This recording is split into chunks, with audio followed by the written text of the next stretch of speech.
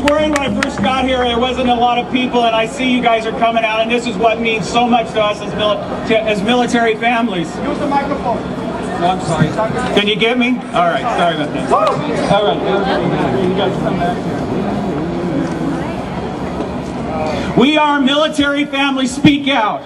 Our loved ones are either serving in Iraq, have served in Iraq, are about to be deployed in Iraq, or have been killed in Iraq.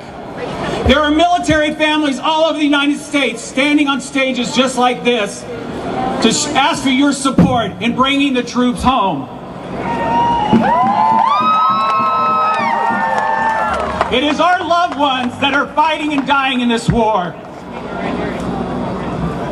We are confronting anybody who supports this war, who is not willing to serve themselves or send their loved ones. People tell us our children volunteered. My son and these people's son didn't volunteer to walk over dead children in the streets of Iraq.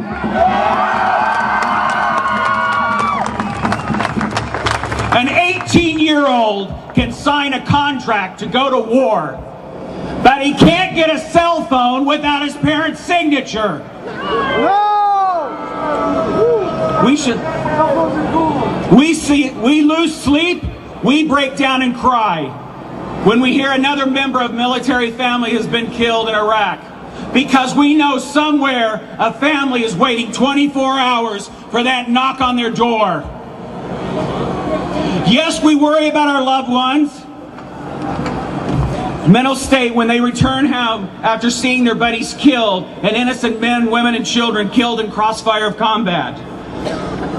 Military families members are all over the United States, and our bond is strong because we know that one of our loved ones is under mortar fire or sniper fire 24/7. That if our phone rings at 2:30 in the morning, we know it's either our loved one or another military family calling and saying, "I can't take it anymore. Have you heard anything?" Yes, we have an agenda, and it's about bringing home all the men and women serving in Iraq. It's about stopping the killing of innocent people in Iraq. It's about stopping the funding of the war in Iraq and using current funds to bring the troops home safely.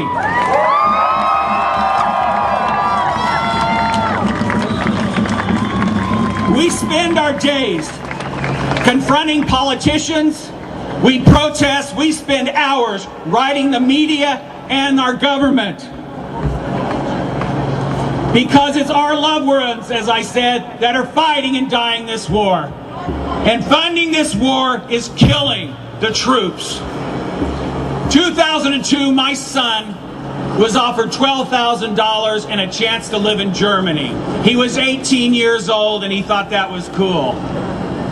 For more than 4 years, my goal has been to put a face on this war and connect people to this war. During this time, with other military families, we've been corralled outside the Pentagon like animals.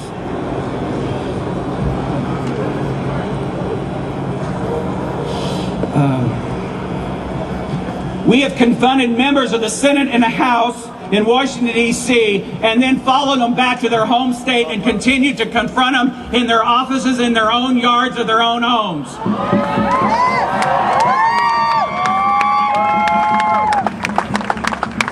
I have pounded my fist on the table of the Armed Services Committee in front of members and staff members of the Armed Services Committee that told me, they looked at me and other military families and said, "It must be tough and we feel sorry for you and we understand." They don't understand. I had to write over 30 of them to get the proper body armor for my son's unit. And one senator's representative told me, "Well, at least we're attending the funeral." She was so frustrated. My 23-year-old son was in combat for 24 months in 2 deployments. His first deployment in April 2004, the 1st Armored Division out of Baumholder, Germany was ready to go home. George W. Bush extended their tour of duty 120 more days. These people were ready to go home. Their families had welcome home posters. And George W. Bush extended it and then went on vacation in Crawford, Texas.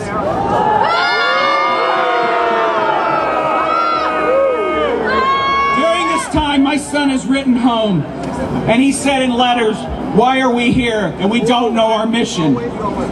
When my son's buddy died and was killed, he wrote in his journal, "Today is a sad day and a day I will never forget.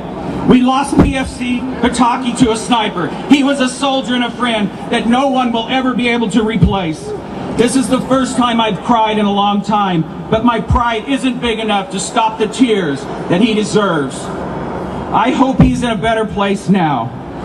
My stomach soured today as I pulled Ala Pataki's gear out of his IDA. His gear was soaked in blood from his wounds. My hands could feel the moisture from his sweat. I felt like something was missing in me, and after just talking to him the day before, it was so strange seeing someone then, and now they're gone, without being able to say goodbye. Later in my son's journal, he kept saying, "Why do I not feel anymore?"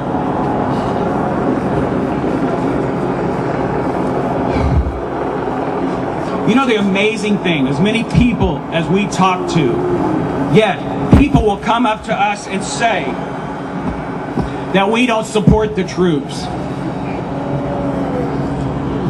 Back up. That's true. Okay, I gotta wrap it up. I just want to say something real quick. I'm sorry, I'm long-winded because we are parents and this means so much to us.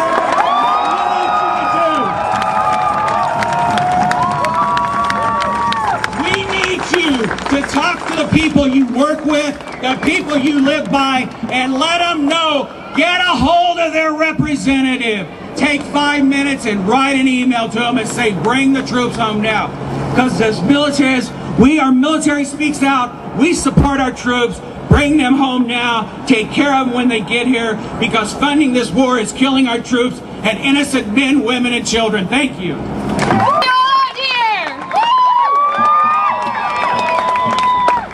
My name is Marlisa Grogan. I'm a Marine Corps captain. I just got out 2006, June of 2006. I was over in Iraq for 2005.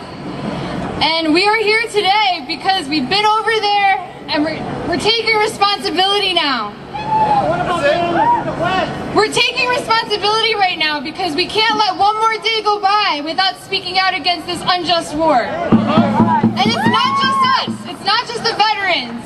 Every single one of you are connected to this war in one way, shape, or form. And I see that by the signs. It's not just a military affair. It's also a social issue. It's a labor issue. It's a gender issue. It's in any way, shape, or form, you are connected to it. So we need to take ownership for that, whether it's voting, whether it's actually making this democracy work by being involved. Instead of saying thank you to the troops when you see them, and we appreciate that, but instead of saying thank you for your service, take it upon yourselves to get involved. This march is just the beginning. It is just the beginning. We are here together, and you all know that you have support among every one of us here to go out and act, whether it's contacting politicians, joining organizations, supporting the IVAW. Get involved. That's how you support the troops. That's how you be patriotic.